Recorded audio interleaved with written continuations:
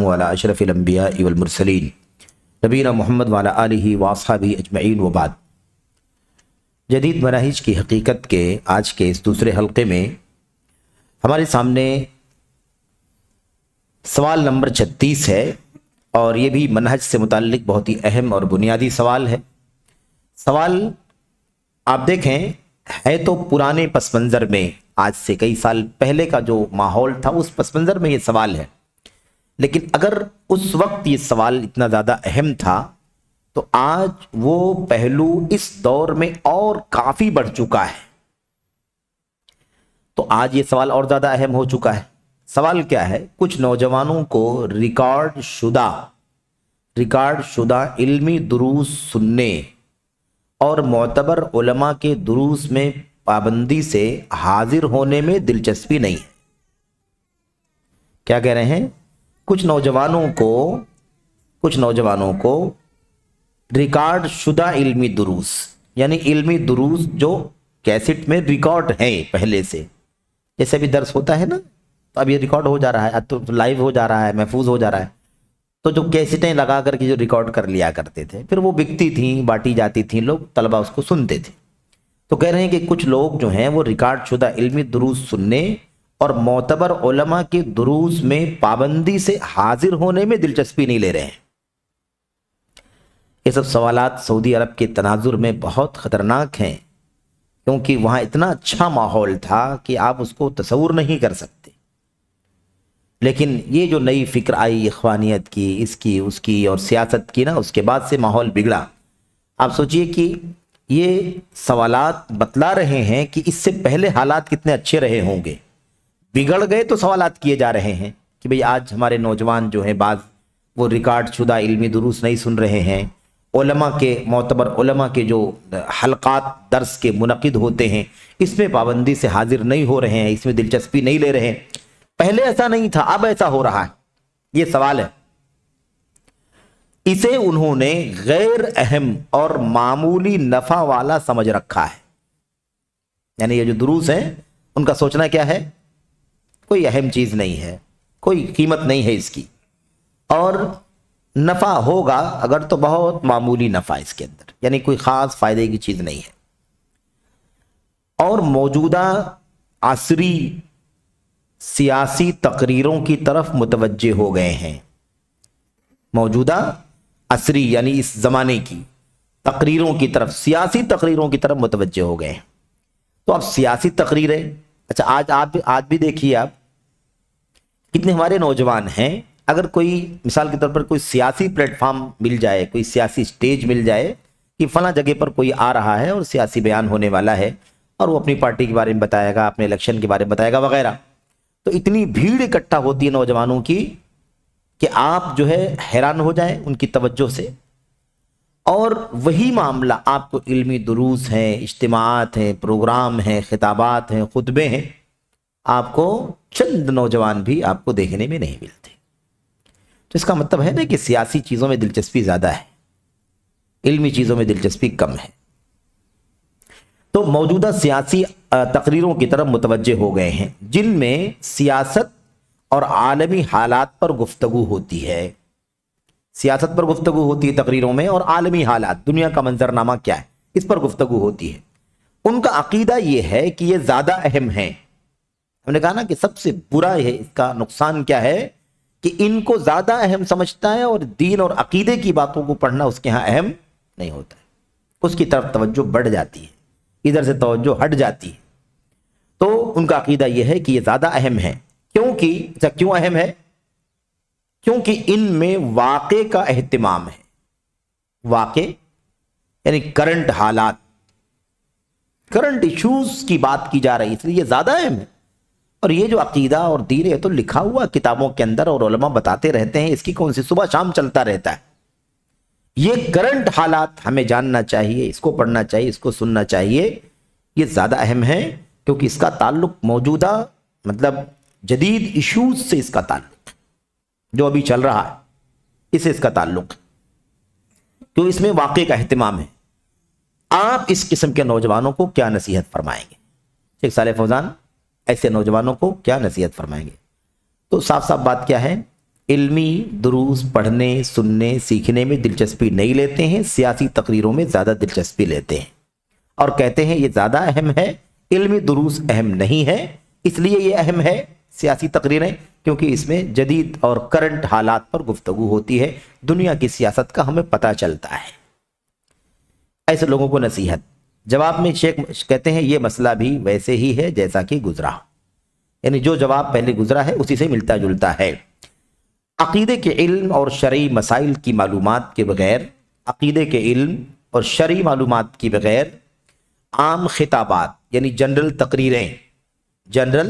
تقریریں، صحافت یعنی جو کچھ لکھا جا رہا ہے میڈیا پر، اور دنیا میں جو کچھ ہو رہا ہے وغیرہ، اس میں مشغول ہونا گمراہی اور تباہی ہے۔ اگر عقیدے کے علم کے بغیر اور شریعت کے علم کے بغیر آدمی کے پاس عقیدے کا علم نہیں ہے، شریعت کا علم نہیں ہے، سرسری چھوٹی موٹی تھوڑی بہت معلومات ہے نا، اور اس حالت میں وہ دنیا داری کی طرف جا رہا ہے، سیاست کی باتیں سن رہا ہے، دنیا کے حالات سن رہا ہے، اسے دلچسپی رکھتا ہے، تو یہ گمراہی اور تباہی ہے، ضلالت اور ہلاکت۔ ایسے آدمی کی فکر خلط ملط اور منتشر ہو جاتی ہے جب عقیدہ ہے ہی نہیں۔ ایک آدمی کے پاس عقیدہ نہیں ہے، اس کو نہیں معلوم کہ مسلمانوں کے حاکموں کے ساتھ ہمارا رویہ کیا ہونا چاہیے۔ تھوڑا سا کھول دیتا ہوں میں اس نقطے کو جو خاص طور پر ہے۔ جیسے بھی ایک آدمی کو عقیدے کی معلومات، ہم نے کہا شروع میں کہ عقیدہ کہا جائے گا تو اس میں سب آئے گا، اور توحید کہا جائے گا، عقیدہ توحید تو خالی ایمان باللہ پر بات ہوگی۔ تو عقیدہ کا جو مسئلہ ہے اس میں مسلمانوں کے حکمرانوں کا بھی مسئلہ ہے، مسلمانوں کے حکمرانوں کے ساتھ ہمارا سلوک کیا ہونا چاہیے۔ بھئی ہم پڑھ چکے ہیں کافی اس حوالے سے کہ جب تک کھلم کھلا کفر نہ ہو کوئی بغاوت کا کام نہیں کیا جا سکتا، اور نہ تو زبانی بغاوت، نہ تو قلمی بغاوت، نہ تو تقریر سے، نہ تو تحریر سے، نہ تو میڈیا سے، ہے نا، کسی بھی حیثیت سے مسلمانوں کے حکمرانوں کے خلاف عوام کو ابھارنا اکسانا جائز نہیں ہے۔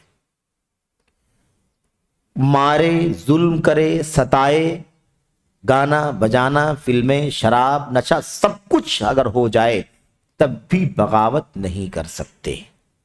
اللہ کے نبی نے فرمایا کھلم کھلا کفر کرنے لگے اور اس کے کفر ہونے کے بارے میں تمہارے پاس قرآن و سنت کی دلیل ہو تو ہی تم بغاوت کر سکتے ہو، اور وہ بھی یہ کام عوام کا نہیں ہے، ان علماء کا ہے جو اس لیول کے ہیں، جو اس کو سمجھ سکیں کہ وہ کفر ہے کہ نہیں ہے، اس کی شرعی ضوابط بھی جان سکیں۔ تو یہ ہے، اب اگر کسی شخص کو یا عوام کو، نوجوانوں کو عقیدہ نہیں پڑھایا گیا، یہ بات ان کو نہیں معلوم ہے کہ ہماری ذمہ داری کیا بنتی ہے مسلمانوں کے حاکموں کے بارے میں، اور وہ سیاسی تقریر سننے کے لیے کسی اخوانی خارجی ذہنیت والے کی تقریر سنے گا، ان کو اکھاڑ پھینکو، ان کو ایسا کرو، اس کی حکومت کا تختہ پلٹ دو، اور یہ ہو رہا ہے اور وہ ہو رہا ہے، ملک میں تباہی چل رہی ہے، گانے چل رہے ہیں، فلمیں آ رہی ہیں، اور یہ ہو رہا ہے، سینما چل رہا ہے، بے پردگی ہو رہی ہے، وغیرہ وغیرہ، اس لیے ان کا تختہ کیا کرنا ہے؟ الٹ دینا ہے۔ تو اس نوجوان کا کیا حال ہوگا؟ بولے گا اس سے بڑا کوئی کام نہیں ہے آج کل، اس سے بڑا کون سا کام ہے؟ صحیح بات ہے، مسلمانوں کی حکومت، اسلامی حکومت، حرمین شریفین کے ملک پر قبضہ کر کے بیٹھے ہوئے ہیں، اور ایسا کر رہے ویسا کر رہے، ان کو حق نہیں پہنچتا کہ حکومت کرے، اس لیے ان کو اکھاڑ پھینکو۔ تو اکھاڑ پھینکو تو کس کو لاؤ؟ جس کو لائیں گے وہ کون ہوگا؟ فرشتہ ہوگا۔ جو یہ بات کر رہے ہیں وہ کئی گنا بدتر ہیں، عقیدے میں بھی، عمل میں بھی، کردار میں بھی۔ یہ بات کرنے والے، ان کے چہرے دیکھ کے مسلمان بھی نہیں لگتا ہے کہ مسلمان ہے کہ نہیں؟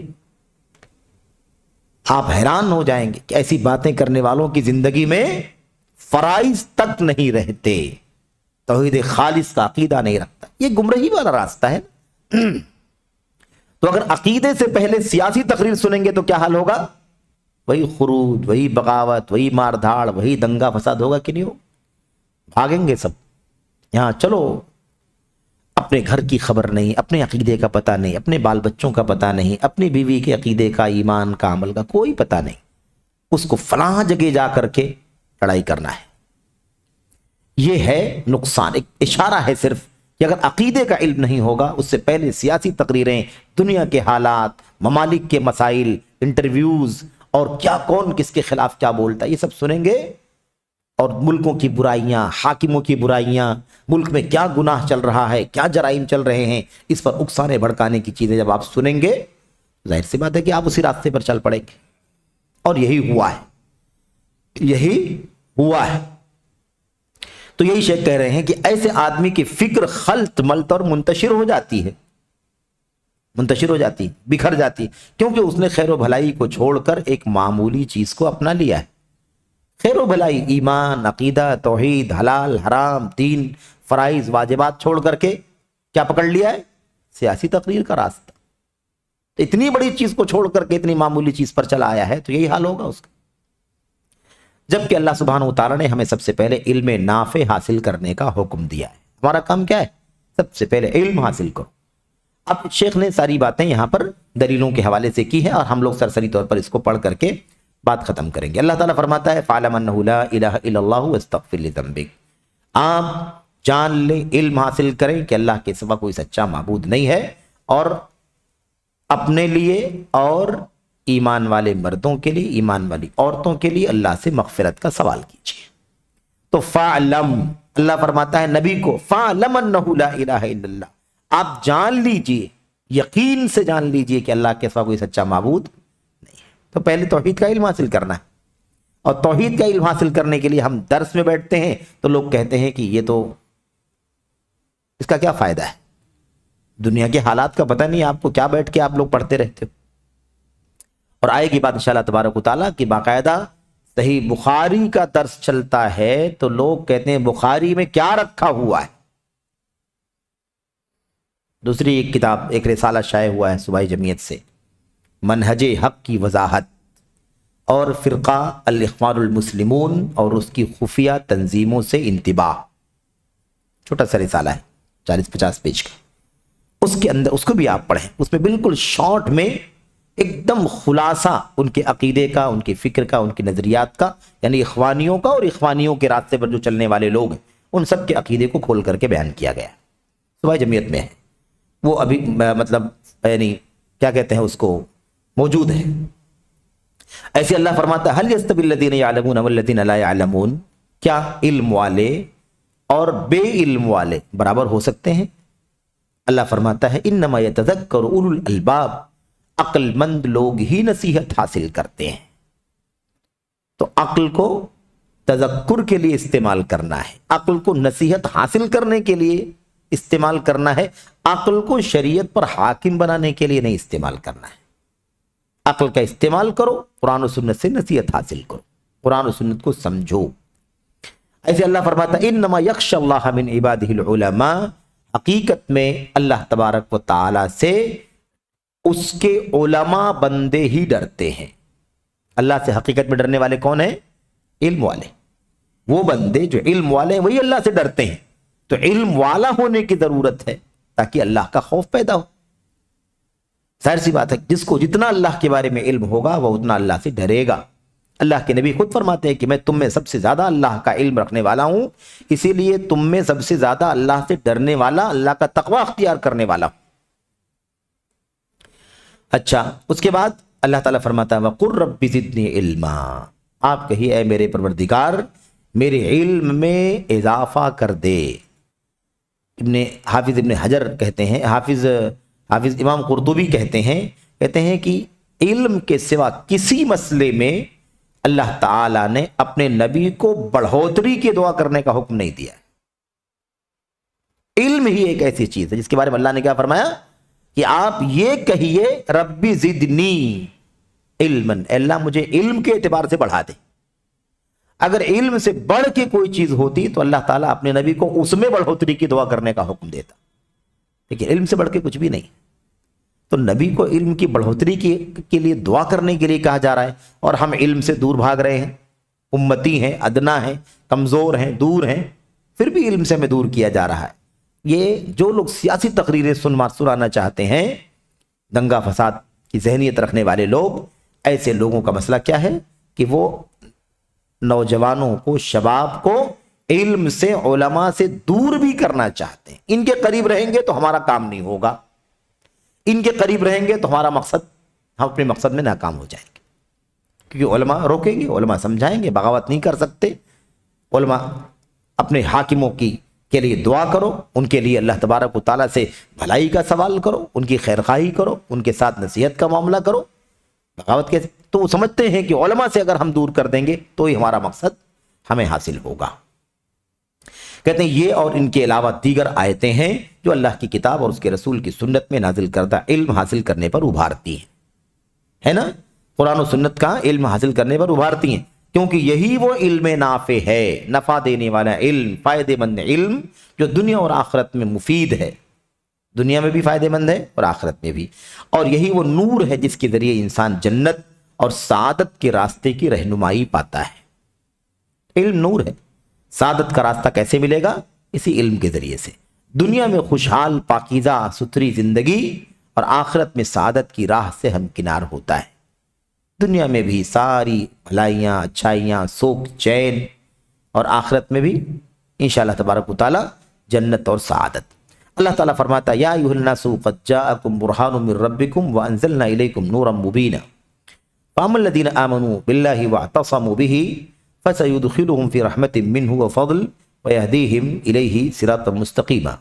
आयत करीमा देखिए, दोनों सूरतुन निसा की 174-75। ऐ लोगो, तुम्हारे पास तुम्हारे रब की तरफ से सनद और दलील आ पहुंची। क्या आ गया तुम्हारे पास? बुरहान आया, दलील आई, है ना, तुम्हारे रब की जानिब से। और हमने तुम्हारी जानिब वाज़ेह और साफ नूर उतार दिया है। क्या उतरा है? कुरान। क्या उतरा है? सुन्नत। जैसे कुरान उतरा है ऐसे सुन्नत भी उतरी है। तो जैसे कुरान उतारा गया है अल्लाह की तरफ से, ऐसे सुन्नत को भी उतारा गया है अल्लाह की तरफ से। ऐसा नहीं कि सुन्नत अपनी तरफ से, सुन्नत भी वही इलाही है।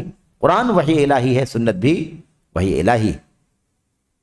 बस जो लोग अल्लाह ताला पर ईमान लाए और उसे मजबूत पकड़ लिया, अल्लाह पर ईमान लाए और अल्लाह के साथ मजबूती से जुड़े रहे, यानी अल्लाह के दीन से जुड़े रहे, उसकी किताब से जुड़े रहे, उन्हें तो वो अनकरीब अपनी रहमत और फजल में ले लेगा।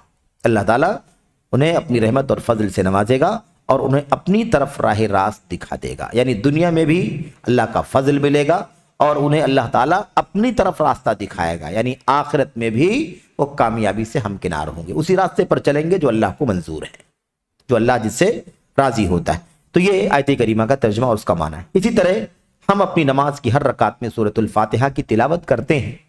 हर रकात में सूरतुल फातिहा की तिलावत करते हैं, है कि नहीं? उसमें ये अजीम दुआ मौजूद है, इहदिनस सिरातल मुस्तकीम सिरातल लज़ीना अनअमत अलैहिम गैरिल मग़दूबि अलैहिम वलद्दालिन। ये आयत करीमा आप देखिए दोनों, इसके अंदर साफ बात क्या है कि हम अल्लाह तबारक व तआला से सीधे रास्ते का सवाल करते हैं। सीधा रास्ता कौन सा है? कुरान का इल्म, सुन्नत का इल्म, उसमें जो मिल रहा है वही सीधा रास्ता है, सिरात मुस्तकीम। इसीलिए सिरात मुस्तकीम का जो लफ्ज़ आया हुआ है ना, या सिरात मुस्तकीम, सीधा रास्ता, इस आयत करीमा की तफसीर हज़रत अबुल आलिया रियाही जो ताबी मुफस्सिर हैं, उनसे मरवी है कि उनसे किसी ने पूछा कि सिरात मुस्तकीम क्या है, सिरात मुस्तकीम क्या है? तो उन्होंने जवाब दिया, सिरात मुस्तकीम हुआ मुहम्मदुन सल्लल्लाहु अलैहि वसल्लम व साहिबाहु। सिरात मुस्तकीम नबी करीम सल्लल्लाहु अलैहि वसल्लम और आपके दोनों साथी हैं, अबू बकर उमर रज़ी अल्लाहु अन्हु। ये सिरात मुस्तकीम है। फिर उसके बाद जिसको जवाब, जिन्होंने अबुल आलिया ने जवाब दिया, तो उसने जिसको बताया था, अबुल आलिया ने जिसके सवाल का जवाब दिया था, वो फिर गए किसी और के पास और दूसरे मुफस्सिरीन के पास, और जाकर उनको बताया कि सिरात मुस्तकीम की तफसीर मैंने पूछा कि सिरात मुस्तकीम सीधा रास्ता क्या है, तो अबुल आलिया ने ये जवाब दिया, आपके पास क्या तफसीर है? उन्होंने कहा अबुल आलिया ने जो कहा वही सही है, तायीद की। तो इस तरीके से आप सोचिए कि सिरात मुस्तकीम नबी है सल्लल्लाहु अलैहि वसल्लम, सिरात मुस्तकीम अबू बकर सिद्दीक है, उमर बिन खत्ताब है, और फिर ऐसा नहीं कि उस्मान और अली नहीं है, उसी रास्ते पर सारे सहाबा हैं। ये तो बतौर मिसाल बड़े लोगों का नाम है, ऊंचे लोगों का, और उसके बाद सारी सहाबा का रास्ता वही रास्ता था। बहरहाल ये है, तो हमें सीधा रास्ता दिखा, उन लोगों का रास्ता जिस पर तेरा इनाम हुआ है, ना अल्लाह की गजब के मारे हुए और ना गुमराह लोगों का रास्ता। जिन पर अल्लाह ताला ने इनाम फरमाया है वो लोग हैं जो इल्म नाफे और अमल सालेह दोनों से आरास्ता है। علم نافع اور عمل صالح دونوں، نفع بخش علم بھی ہونا چاہیے، نیک عمل بھی ہونا چاہیے. بلکہ یہ تو وضاحت کے لیے بات آتی ہے، ورنہ صحیح کیا ہے، اصل کیا ہے؟ اصل یہ کہ علم نافع کہتے ہی اسے ہیں جس پر عمل کیا جا رہا ہو، کیونکہ علم کا نفع عمل ہی ہے نا. اگر علم حاصل ہو گیا اور اس کے مطابق عمل نہیں کیا تو نفع تو ملا ہی نہیں. تو علم نافع وہ ہے جس پر عمل کیا جائے. عمل کیا جانے والا علم دراصل علم نافع ہے. اگر ہم نے علم حاصل کر لیا اور عمل نہیں کیا تو وہ علم نافع نہیں ہوا، بلکہ ہمارے خلاف حجت بن گیا. ہم نے ایک لوٹ لے لیا کہ علم ہے اور عمل نہیں کیا. کل قیامت کے دن اللہ تبارک و تعالیٰ کے ہاں جواب دینا بہت مشکل ہوگا. تو جو لوگ علم نافع اور عمل صالح والے لوگ ہیں وہ کون ہیں؟ نبی، اللہ کے انبیاء، صدیقین، شہداء اور صالحین. یہ چار طبقے خاص طور پر اللہ تعالیٰ نے بیان فرمایا کہ یہ وہ لوگ ہیں جنہیں اللہ تعالیٰ نے علم نافع اور عمل صالح دونوں عطا فرمایا تھا. غیر المغضوب علیہم سے مراد وہ لوگ ہیں جنہوں نے علم حاصل کیا لیکن عمل نہیں کیا. یہودیوں نے علم حاصل کیا لیکن عمل نہیں کیا. گمراہ کون ہے؟ جن لوگوں نے عمل کیا لیکن بغیر علم کے اپنی مرضی کے مطابق عمل کیا. کون ہے یہ؟ نصرانی، عیسائی. تو علم کے مطابق عمل، علم ہو، علم کے مطابق عمل نہ کرے، یہ کون ہے؟ اللہ کی غضب والے یہودی. اور جن کے پاس علم نہیں ہے، علم نہیں ہے، جہالت ہے، اور جہالت کے ساتھ وہ عمل کر رہے ہیں، ایسے لوگ گمراہ ہیں. سلف کہتے ہیں کہ یہ آیت کریمہ جو قرآن کریم کی سورہ فاتحہ کی آیت کریمہ ہے، اس کو سمجھنے کے لیے یوں سمجھیں کہ تو یہودیوں عیسائیوں کے بارے میں بتا دیا گیا، لیکن ہمارے لیے کیوں اتارا گیا؟ اس کو کیوں، کیا بتانا ہے ہمیں بتانا یہ ہے کہ جو علماء اپنے علم پر عمل نہ کریں ان میں یہودیوں کی مشابہت پائی جاتی ہے، اور جو لوگ جہالت کے مطابق عمل کر رہے ہیں ان کے اندر عیسائیوں کی مشابہت پائی جاتی ہے. یعنی گویا کہ علم حاصل کرنا ضروری ہے، عمل کرنا ضروری ہے. علم حاصل کر کے عمل نہ کرنا یہودیت کا راستہ ہے، اور بغیر علم کے جہالت کے مطابق عمل کرنا یہ عیسائیت کا راستہ ہے، اور یہ دونوں غلط ہیں. پہلی قسم وہ ہے جن پر غضب ہوا کیونکہ اس نے علم و بصیرت کے باوجود اللہ کی نافرمانی کی. دوسری قسم وہ ہے جو گمراہ ہے کیونکہ اس نے علم کے بغیر عمل کیا. نجات وہی پا سکتے ہیں جن پر اللہ کا انعام ہوا ہے، اور یہ وہ لوگ ہیں جن کے پاس علم نافع اور عمل صالح دونوں ہے. علم نافع اور عمل صالح دونوں ہیں، لہذا ہمیں اس کا دھیان رکھنا ضروری ہے. تو علم کے بغیر عمل بہت خطرناک، اور علم ہونے کے باوجود عمل نہ کرنا یہ بھی بڑا خطرناک. بہت سارے علماء، بہت سارے لوگ ہے نا ہر دور میں رہے ہیں جن کے پاس علم تو بہت ہے لیکن زندگی دیکھو تو زندگی میں عمل دکھائی نہیں دیتا. انسان ہونے کے ناطے کمی کوتاہی سب کے اندر ہو سکتی، اس کا انکار نہیں ہے، لیکن مسئلہ یہ ہے کہ آدمی عمل کی قیمت ہی نہیں، خالی علم کی باریکیاں اور علم کے نقطے دنیا میں بہت سارے بتا سکتا ہے وہ، لیکن زندگی میں اس کے اوپر علم کے مطابق عمل نہیں. حضرت عائشہ صدیقہ رضی اللہ تعالیٰ عنہ سے تابعی روایت کرتے ہیں، ایک شخص آتا تھا اماں عائشہ کے پاس ایک شخص آتا تھا اور آپ سے مسئلہ پوچھتا تھا چلا جاتا تھا. ماں عائشہ ایسا کیا کروں، ایسا کیا کروں. اماں عائشہ بتاتی تھی. ایک بار وہ آیا سوال کرنے کے لیے تو ام المؤمنین نے ان سے پوچھا کہ یہ بتاؤ کہ تم آتے ہو، سوالات وغیرہ کرتے ہو اور اس کے بعد جواب سن کر کے جاتے ہو، تو اس پر عمل بھی کرتے ہو کہ نہیں کرتے ہو؟ یعنی علم حاصل ہونے کے بعد عمل ہونا چاہیے، ورنہ وہ علم ہے اور عمل نہیں تو علم نافع نہیں ہے، پھر تو مصیبت کا سبب ہے نا. تو اماں عائشہ سے نے پوچھا تو اس نے کہا کہ نہیں ام المؤمنین عائشہ، عمل تو نہیں کر پاتا ہوں میں. تو ایسے بہت سارے لوگ ہیں نا تو بہت سارے مسئلے فتوے پوچھتے ہیں لیکن عمل نہیں کرتے. تو اماں عائشہ نے کہا اس سے کہ جب تم علم کے مطابق عمل نہیں کرتے ہو تو بھلا کیوں اللہ تبارک و تعالی کی حجت اپنے اوپر بھی بڑھا رہے ہو، میرے اوپر بھی بڑھا رہے ہو؟ یعنی اللہ کی طرف سے حجت بڑھ رہی، نوٹ ہو رہا ہے کہ علم پھیلایا جا رہا ہے، علم حاصل کیا جا رہا ہے، عمل ہے ہی نہیں. تو کیوں تم میرے اوپر اور اپنے اوپر اللہ تعالیٰ کی حجت بڑھا رہے ہو؟ تو بہرحال یہ بڑا خطرناک مسئلہ ہے۔ خیر یہ بات ہو گئی۔ اس کے بعد کہتے ہیں جہاں تک واقع عصر یعنی زمانے کے کرنٹ موضوعات، زمانے کے کرنٹ موضوعات، اس کی بات ہے، کہتے ہیں یعنی زمانے کی موجودہ صورتحال میں دلچسپی کا مسئلہ، جیسا کہ لوگ کہتے ہیں، یا فقہ الواقع میں مشغولیت کا، وہی معنی ہے، فقہ الواقع کا مطلب بھی وہی ہے، مشغولیت کا مسئلہ، تو کہتے ہیں یہ شریعت کے علم و فقہ کے بعد ہونا چاہیے۔ کب ہونا چاہیے؟ شریعت کا علم ہو جائے، شریعت کی معلومات ہو جائے، فقہ ہو جائے، اس کے بعد ہونا چاہیے، کیونکہ انسان علم شرعی کی بنیاد پر ہی زمانے کی موجودہ صورتحال اور دنیا میں کیا ہو رہا ہے اور کیسے کیسے افکار و نظریات اور آرا آ رہے ہیں وغیرہ کا جائزہ لے سکتا ہے۔ جب علم ہی نہیں رہے گا دین کا تو سارے خبریں، ساری نیوز سن کر کے کیا ملے گا اس کو؟ جو کچھ بھی وہ جانے گا اس پر تجزیہ کیسے کرے گا؟ اس کے مطابق وہ فیصلہ کیسے کر پائے گا کہ اتنی ساری باتیں سن رہا ہوں تو کیا کرنا چاہیے، کیا نہیں کرنا چاہیے؟ تو علم حاصل کرنا پہلے ضروری ہے، اس کے بعد یہ تو وغیرہ کا جائزہ لینے کے لیے علم ضروری ہے، اور انہیں شریعت کے صحیح علم پر پیش کر سکتا ہے۔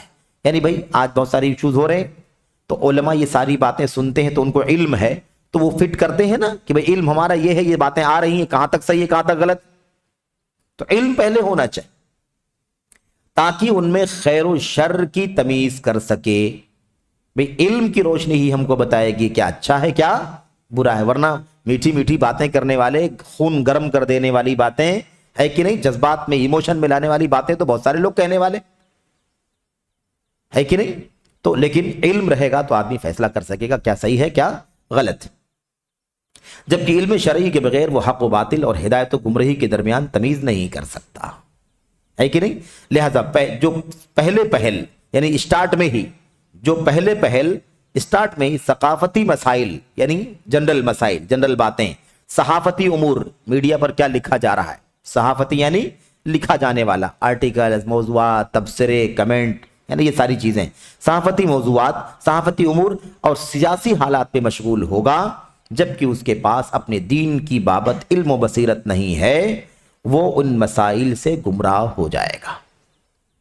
علم اگر نہیں ہے تو یہ ساری باتیں اس کو کیا کر دیں گی، بہکا دیں گی، گمراہ کر دیں گی، اس لیے کہ ان میں گردش کرنے والی زیادہ تر چیزیں، یعنی جدید حالات میں گردش کرنے والی، پھیلنے والی زیادہ تر چیزیں گمراہی، باطل پروپیگنڈا، چکنی چپڑی باتیں اور دھوکے میں اور دھوکہ ہیں۔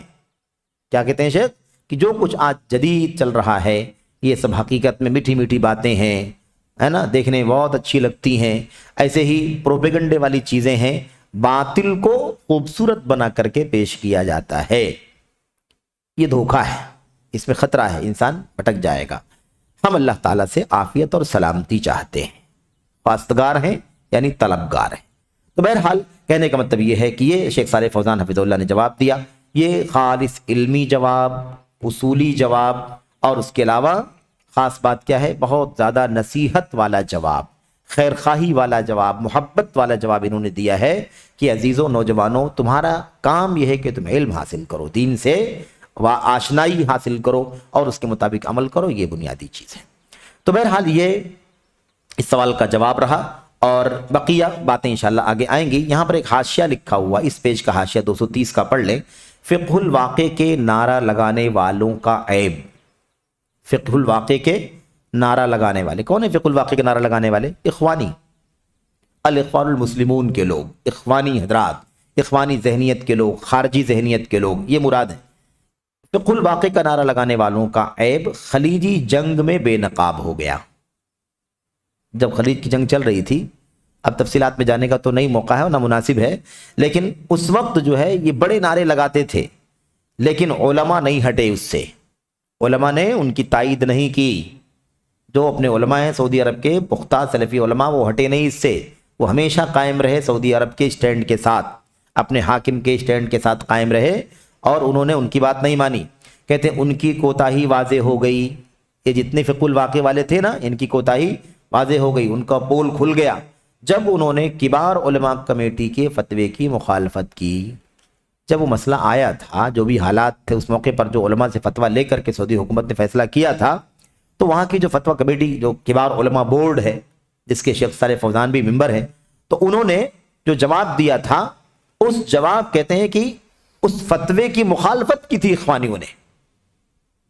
اخوانیوں نے مخالفت کی تھی، اور یہ گمان کیا تھا کہ ان کا اٹکل پچو یعنی جو ہوائی میں بات کر رہے ہیں وہ ہے نا، بغیر سر پیر کے جو بات کر رہے ہیں، کوئی دلیل نہیں، کوئی اصول نہیں، خالی سیاسی انداز کی تجزیے تبصرے کمنٹ کے انداز کی باتیں کر رہے ہیں، کہہ رہے ہیں یہ سمجھتے تھے کہ ہمارا کام آ جائے گا، ہمارا یہ طریقہ ہمارے کام آ جائے گا، اور ان کا سیاسی و فکری عالم بلند و برتر ہو جائے گا، ان کا سیاسی اور فکری جھنڈا کیا ہو جائے گا؟ بلند ہو جائے گا، یعنی ان کا کام، ان کا مقصد حاصل ہو جائے گا۔ ہرگز نہیں اور ہزار بار نہیں۔ شیخ کہتے ہیں ایسا ہو ہی نہیں سکتا ہے کہ کوئی آدمی اپنے مقصد میں کامیاب ہو سکے۔ تو علم اور بصیرت کی روشنی میں کام کرنے والے علماء ہمیشہ الحمدللہ علم و بصیرت کی روشنی میں ہی عمل کرتے ہیں اور اسی راستے پر امت کو لانے کی کوشش کرتے ہیں۔ اس لیے علم کی روشنی میں آنے کی ضرورت ہے۔ دنیا کی باتیں، سیاسی باتیں، تبصرے، کمنٹ اور ایسے ہی دنیا کے ممالک میں کیا ہو رہا ہے، کیا نہیں ہو رہا ہے، کون سپورٹ میں ہے، کون مخالفت میں ہے، کس کا کیا ہے، کس کا کیا نہیں ہے، یہ ساری چیزیں بغیر علم کے اگر کوئی پڑھتا ہے تو اس کے لیے ہلاکت اور ضلالت کا سبب ہے۔ جتنے نوجوانوں کو میرے بھائیوں بہکتا بھٹکتا ہوا دیکھا جا رہا ہے دنیا میں، اس کی وجہ یہی ہے کہ ان کے پاس علم کی روشنی نہیں ہے۔ علم سے پہلے وہ سیاست اور دنیا کے ثقافتی مسائل کی طرف توجہ دے رہے ہیں، اور اسی قسم کے مولویوں اور اسی قسم کے لوگوں کے ساتھ وہ وابستہ ہیں، جڑے ہوئے ہیں۔ ورنہ اگر وہ آج علم کی روشنی میں آ جائیں، علماء سے وابستہ ہو جائیں، تو انشاءاللہ تبارک و تعالیٰ سارے مسائل ختم ہو سکتے ہیں۔ اللہ تعالیٰ ہم سب کو خیر کی توفیق عطا فرمائے، علم اور علماء سے وابستگی کی توفیق عطا فرمائے، سیاسی اور غیر ضروری باتوں سے اللہ تعالیٰ ہمیں دوری اختیار کرنے کی توفیق بخشے، آمین یا رب العالمین۔ وصلی اللہ وسلم وبارک علی نبینا محمد وعلی آلہ وصحبہ اجمعین۔ السلام علیکم ورحمۃ اللہ وبرکاتہ۔